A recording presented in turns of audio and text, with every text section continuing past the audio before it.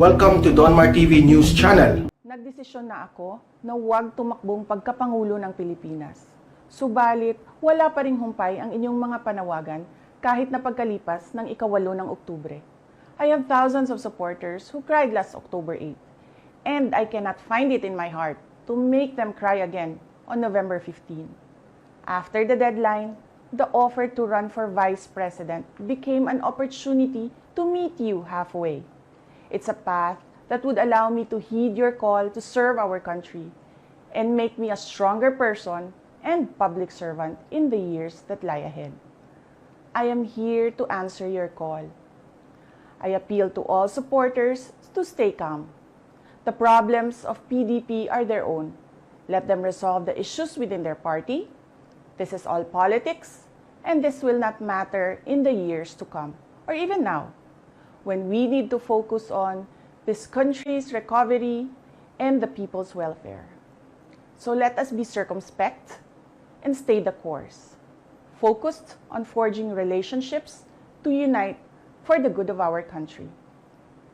As we settle down for a peaceful Sunday, let us reflect on the words from Brahma Kumaris.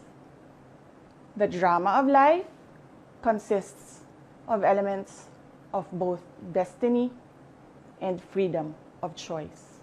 Mahal ko po kayo. Mahalin natin ang Pilipinas. Syukran. Ano pong hula ninyo? Go Duterte? Or Duterte versus Duterte?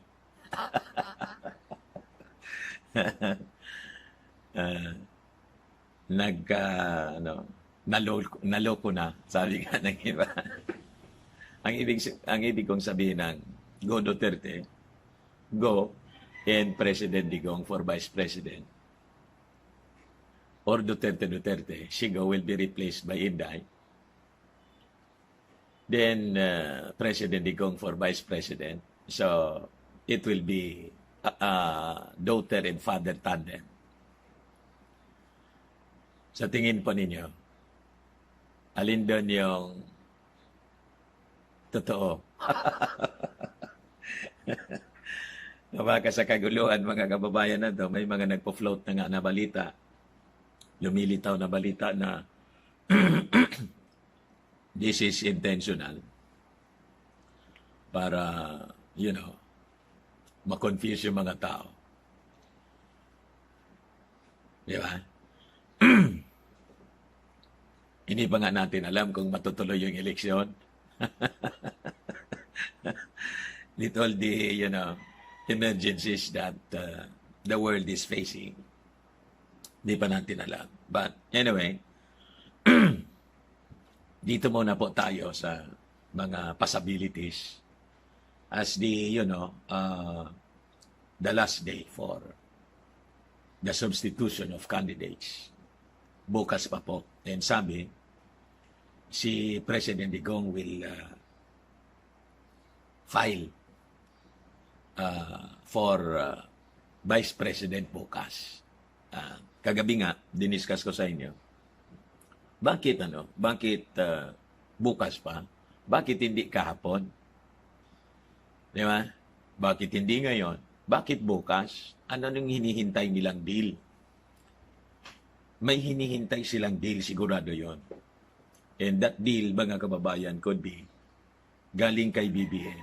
But BBM, automatically, sa pamamagitan ng kanyang partido po, immediately nagpas ng resolution to adopt Sara for Vice President. Kung magkaganon, mga kababayan, mag-file ng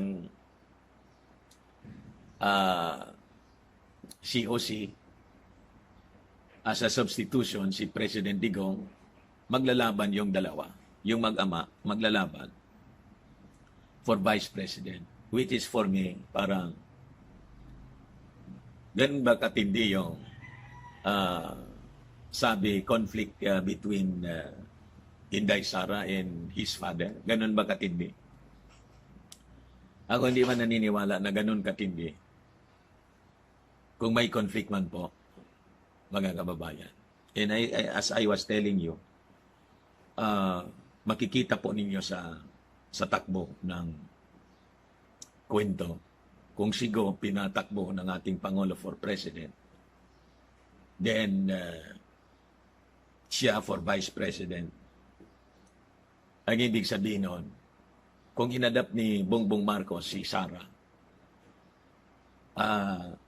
for Vice President, then the President is not, sold out.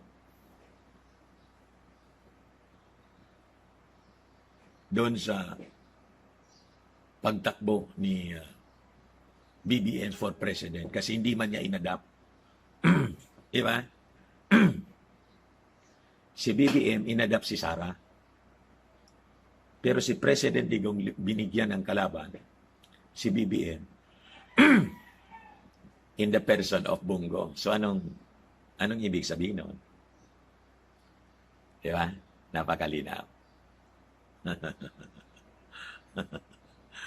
Parang mas malapit yung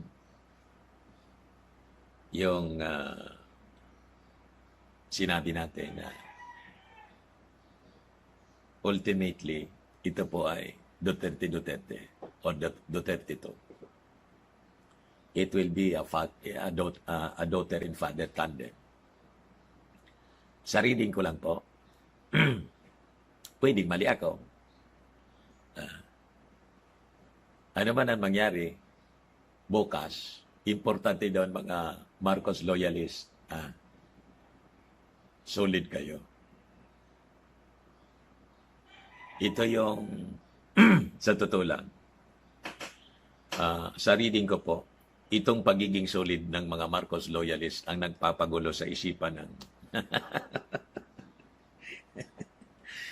ng Pangulo at yung kampo ni Inday Sara, yung lakas CMD.